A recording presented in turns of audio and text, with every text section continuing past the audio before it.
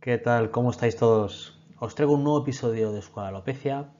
Hoy hablaremos del tratamiento de la alopecia frontal fibrosante. Y os recuerdo que es muy buena idea que os suscribáis al canal, le deis a like y sobre todo le deis a la campanita para que así os recuerden cuando hay un nuevo contenido en el canal y lo podéis ver con premura. Así que sin más dilación, vamos allá. He decidido hacer este vídeo porque me llegan muchísimos mensajes por Instagram, por YouTube, por mail incluso, acerca del tratamiento de la alopecia frontal fibrosante. Así que vamos a hablar un poquito de este tema que es muy interesante, la verdad.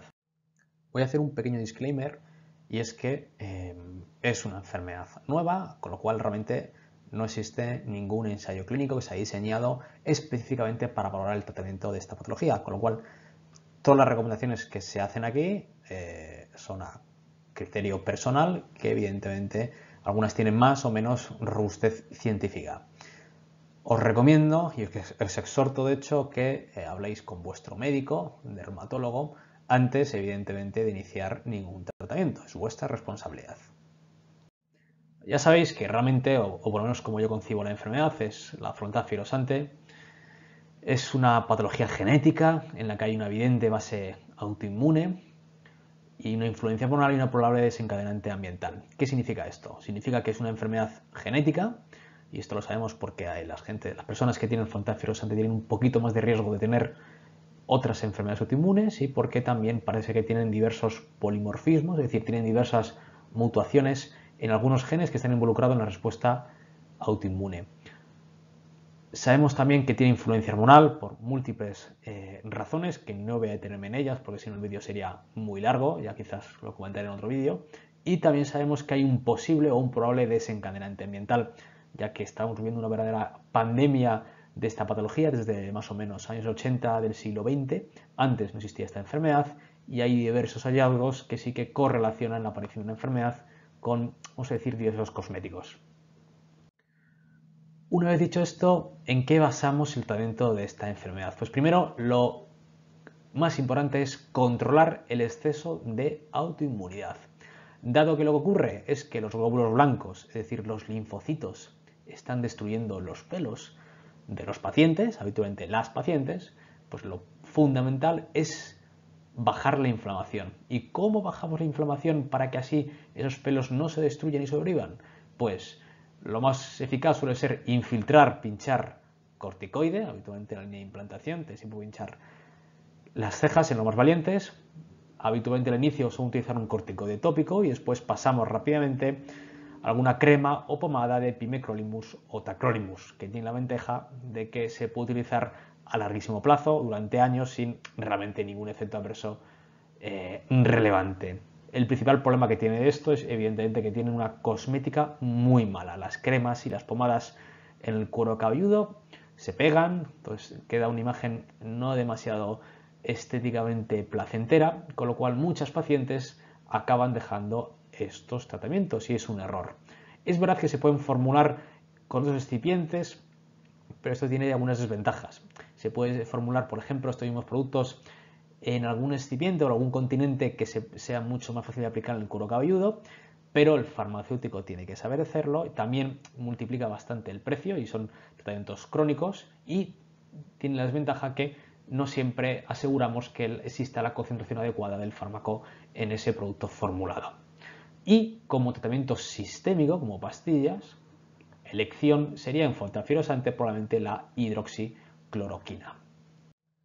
En la frontal fibrosante parece que existe algún tipo de influencia hormonal probablemente del sistema inmune, sea endógena o a través de xenobióticos, es decir, de moléculas externas que están provocando el desencadenamiento de la enfermedad o que intervinieron en algún momento en la vida de la persona. Sea como fuere, el caso es que parece que algunos fármacos que modulan las hormonas o a nivel de las hormonas como es la dutasterida funcionan para parar la patología. De hecho, lo que más publicado está con dutasterida.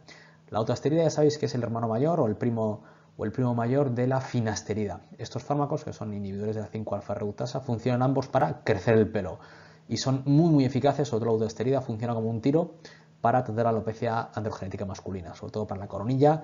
Suele tener respuestas muy rápidas en 6 a 8 meses. Para hombres y para mujeres, en la frontal fibrosante, la dutasterida tiene sentido. La principal limitación de este fármaco es fundamentalmente que no se puede utilizar en mujeres embarazadas porque provoca malformaciones si el feto es masculino, si es un niño. La alopecia frontal-fibrosante es una alopecia cicatricial porque es inflamatoria. Entonces, si se coge muy tarde o si el paciente consulta muy tarde porque asume que es normal que con los años se pierda pelo, que no es así, pues el riesgo hay de que evidentemente exista gran fibrosis, gran cicatriz, y donde hay cicatriz no hay pelo, porque se pierden las células madre foliculares, ni hay pelo ni habrá. Luego comentaremos qué hacer para rellenar estas zonas. Pero, ¿qué podemos hacer para estimular el pelo que sí que sigue vivo todavía?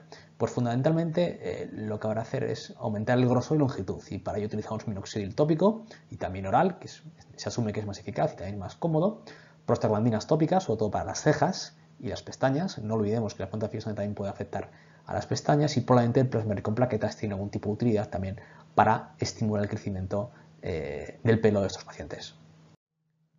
Algo relativamente frecuente que se ve sobre todo en mujeres, también en hombres, pero las mujeres se fijan más con frontal-fibrosante, son las llamadas pápulas faciales. ¿Qué es esto? Estos son granitos, es como un empedrado que ocurre en la cara, sobre todo en las sienes, pero puede ocurrir en otras partes de la cara, y fundamentalmente parece que lo que traduce es que se inflaman pequeños pelitos, pequeños vellos que tenemos todos en la cara, y al inflamarse queda como un relieve. Ese relieve es un poco desagradable, pero tiene una solución extraordinariamente fácil, y además muy rápida, y es la isotretinoína, es decir, el mismo tratamiento que usamos para el acné los dermatólogos, funciona muy bien para homogenizar la cara, la deja estupenda. Y además únicamente hay que utilizar unos meses porque funciona muy bien y da respuestas muy prolongadas en el tiempo, la verdad. Algo que evidentemente nos importa mucho es la fibrosis. Quizá alguno de vosotros que está viendo este vídeo tiene frontal-fibrosante y ya notaréis, sobre todo si os tocáis en la zona de la diadema, la zona de la línea de implantación capilar, pues que tenéis como un escalón. Y ese escalón es por la fibrosis que se ha producido por la enfermedad. Entonces, evidentemente, nos interesa intentar pues, mejorar eso si es posible.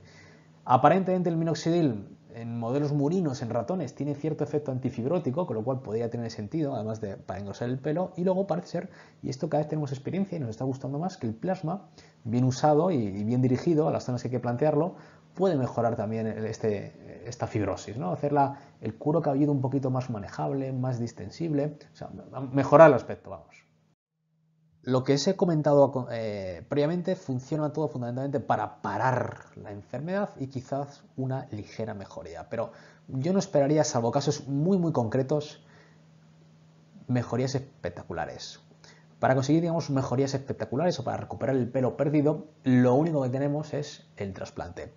A ver, el trasplante capilar, por supuesto que se puede plantear en mujeres, sobre todo son las que lo piden más, mujeres con frontal-fibrosante, lo que más trasplanto son cejas y patillas, y la única condición para asegurar un mínimo de buena evolución es que esté completamente parada la enfermedad, por lo menos yo suelo pedir medio año, si es más mejor. Vamos a ver, no sabemos cómo curar la enfermedad, sabemos cómo pararla o cómo ralentizarla. De hecho, con los tratamientos que os he comentado previamente, la combinación de varios, ya publicamos que más o menos un 60-70% de las mujeres se paraban, lo cual, vamos, yo lo firmo continuamente, eso es muy buenas noticias. Pero para recuperar ese pelo, la única opción es trasplantar. Trasplantar queda bien, lo único que sí que hay que asegurar que el paciente entiende que es posible que si la enfermedad progresa en el futuro puede perder el trasplante de forma parcial o total. Lo normal es que se mantenga durante años, ¿de acuerdo? 1, 2, 3, 4, 5, 6 o más años, ¿de acuerdo? Pero es verdad que con el paso del tiempo pueden perderse, esto tiene que entenderlo el paciente, pero es verdad que muchos pacientes, por ejemplo, prefieren tener cejas durante 5 o 10 años, aunque se pierdan en el futuro para mejorar evidentemente lo que es su encuadre facial. Os he comentado previamente que aparentemente hay sospecha de que algún detonante, o varios probablemente, porque tengan efecto sinérgico, detona la enfermedad, algún detonante ambiental. A veces hacemos recomendaciones, digamos, a nivel cosmético, ¿no? Quizá algunos cosméticos pudieran tener mayor riesgo de detonar la enfermedad. Esto no está totalmente demostrado, hay cierta sospecha, con lo cual siempre intento personalizarlo a cada paciente.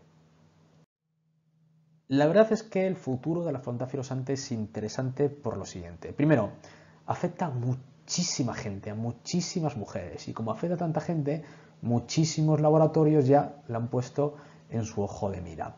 Después, es una enfermedad autoinmune y actualmente, como ocurre en la alopecia areata, hay diversos fármacos que están muy bien dirigidos contra esta respuesta inmune y son de utilidad. Y de hecho, yo predigo que probablemente en torno a entre 4, 5 o 6 años haya alguna crema, probablemente, que se pueda utilizar en estos pacientes. Pastillas también pudieran utilizarse, lo que pasa que llevan asociadas ciertos efectos adversos, que no hay mayor problema si se explican al paciente, ¿no? Pero yo creo que probablemente el futuro de los fármacos anti-EC para la frontofibrosante van a ser una opción absolutamente razonable. Esto ha sido una revisión muy somera del tratamiento actual, de las opciones que tenemos realmente. Son las opciones principales, siempre hay alguna cosita más, pero estas son las opciones principales que todo dermatólogo que maneja esta entidad debe conocer al dedillo. Y no debe tener ningún reparo en poner. Como comentaba antes, muchas de las opciones son fármacos fuera de indicación y se ponen un poquito valorando riesgos-beneficios de cada paciente.